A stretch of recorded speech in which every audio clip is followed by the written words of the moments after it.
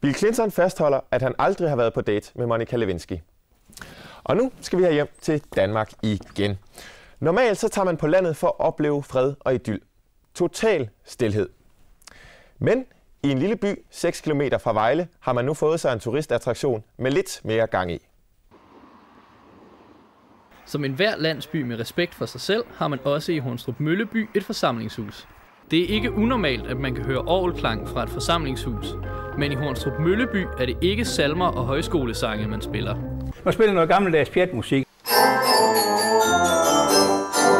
Mange danskere samler på frimærker og mønter, men Anton Stormlund har en helt anden passion. En er rigtig god til at spille fodbold, og så vil man gerne fortælle om sin kunde, og man vil gerne vise det fra andre. Jeg er rimelig god til at traktere et orgel, sådan, hvis jeg skal være sådan nogenlunde ærlig. Anton har mange orgler. 9 alt i alt. Deriblandt Danmarks eneste kinoorgel. Og så har det jo alt det legetøj, som en dreng kan forlange. Man kan jo ikke forlange mere legetøj. Det er som at se i et jetfly med alt det. Hver eneste lille ting har jo en effekt. Et kinoorgel blev brugt til at lægge lyd til stumfilm i 20'erne og 30'erne, og har derfor mange indbyggede lyde. Hør her. Jeg har et tog, der kommer brusende. Og så har jeg damperen, der kommer ind i Vejle Havn. Og så til sidst telefonen. Pigerne, det er så lidt andre ting, ikke? Det er noget med strikketøj og små flasker, der dufter godt og andre ting.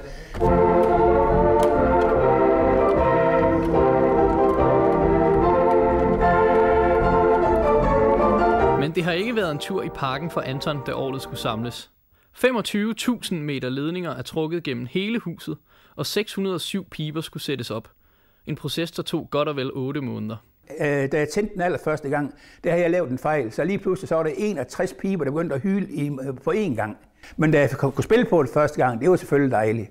Et tocifret millionantal af albums har de solgt. Procol Harum. De blev kendt på deres Hammond-orgel. Du kender nok denne her.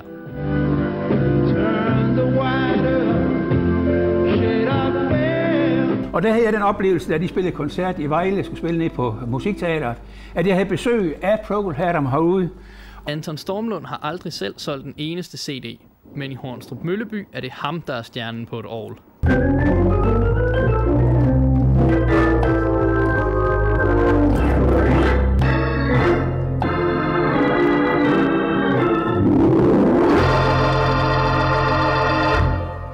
Selvom det ikke er pladesalget, han lever af, Anton Stormlund, optræder han alligevel en gang imellem ved rundvisninger i sit forsamlingshus i Hornstrup Mølleby.